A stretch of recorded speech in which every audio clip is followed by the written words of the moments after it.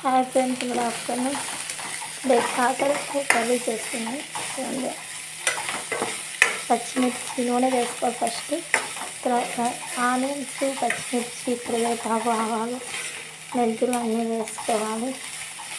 శనగపప్పు అన్నీ వేసుకొని వేయించుకున్న తర్వాత బాగా వేగిపోయాక తర్వాత టమాటా వేసుకోవాలి.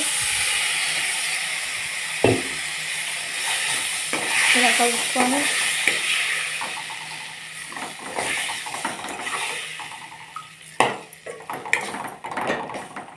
అల్లం వెల్లుల్లి పేస్ట్ కూడా వేసుకున్నాము. కొంచెం అల్లం వెల్లుల్లి పేస్ట్ కూడా వేసుకోవాలి. కొంచెం మీడియం సైజులో మంటను పెట్టుకొని మూత తీసేసి కొంచెం వాటర్ వేసుకొని బాగా ఉడికించాలి. టమోటా అన్ని బాగా మెత్తగా అయినాక కొంచెం తగినంత కారం వేసుకోవాలి. ఎందుకంటే పచ్చిమిర్చి వేసాం కాబట్టి మనం చూసుకొని వేసుకోవాలి. కాకరకాయ చేదు ఉంటాయి కాబట్టి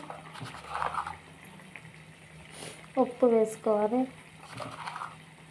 ఉప్పు తగినంత వేసుకోవాలి, ఎక్కువ కాకుండా చూసుకొని వేసుకోవాలి. ఆ తర్వాత కలుపుకోవాలి. ఇలా బాగా కలబెట్టేసి కాకరకాయ చేదు లేకుండా చూసుకోవాలి. చేదు లేకుండా ఇలా మంచి వేసి మళ్ళీ ఒకసారి చూసుకోవాలి. కలిపిన కొంచెం మగ్గినట్టుంది. తర్వాత చింతపండు కూడా కొంచెం వేసుకోవాలి పులుపు కోసం. కడిగి చింతపండు వేసుకోవాలి. బాగా కలుపుకోవాలి.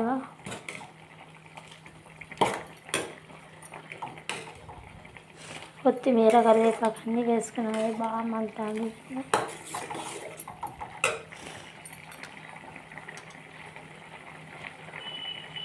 కొంచెం మగ్గింది కాబట్టి ఇంకా కాకరకాయలు కూడా వేసుకోవాలి.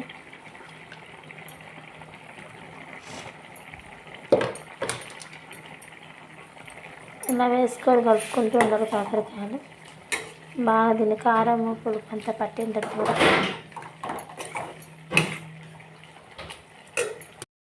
కాకరకాయ కూర రెడీ అయిపోయింది. గుజ్జు కాకరకాయ రెడీ అయిపోయింది. స్టవ్ ఆఫ్ చేసుకొని పక్కన పెట్టుకోవాలి. ఇలా మీరు కూడా కాకరకాయ కర్రీ రెడీ చేయండి. చాలా బాగా టేస్ట్గా, చేదు లేకుండా కమ్మగా తింటారు. Please subscribe and my channel, like and share అండి. Thank you.